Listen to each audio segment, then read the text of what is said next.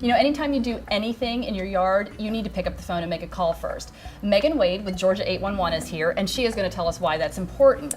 I know it sounds like a no-brainer, Megan, that you should call no matter when you dig in your yard, because there are utilities that are buried in there. But everybody might think, it can't be that deep, I'm not doing anything. Why do they need to call you?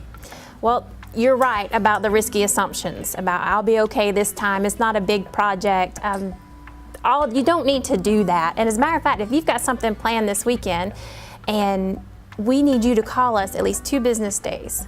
So, you know, if that's on the honey-do list this weekend, you're off the hook. Wait till the next weekend. But we need you to call because you don't know what service is out there if you don't subscribe to it. Each call to us, we notify on average 8 utility companies. Now, if you think about it, you know, you've got your water, your power, your I don't think I cable, pay utility bills. Right. So there's service that is running underground that maybe you don't even subscribe to, that we have to be careful with. And that can be dangerous if you tap into that. Absolutely. Because like if I don't have a gas line, I would assume there's not gas running in my house, but your neighbors may have it, so it may be running down the right of way to get service to their house. Now, so if somebody's out there going, I'm not planting like a tree or anything this weekend, I'm just going to plant some flowers or some shrubs, no matter what, they should call you? I can't think of a good reason to make any kind of risky assumption when you're having a digging project.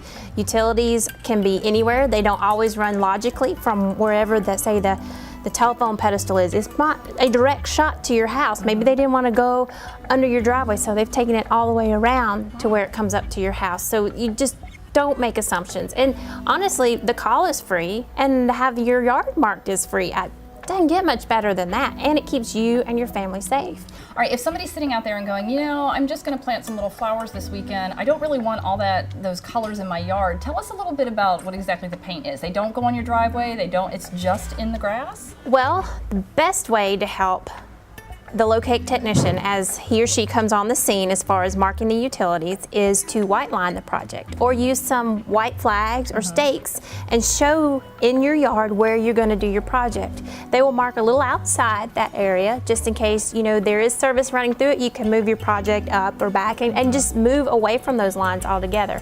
But if you don't need to dig up your whole yard, there's no reason to have your whole yard marked. But we do need some help in knowing exactly where that project's going to take place. Can they do it if you're not at home? Sure. Do you suggest that people actually try and be there when they are there to mark? I don't see any reason why the homeowner would need to be there. They're the locate technician, that's what they do all day. They're going to plan their day probably geographically around other people who have projects.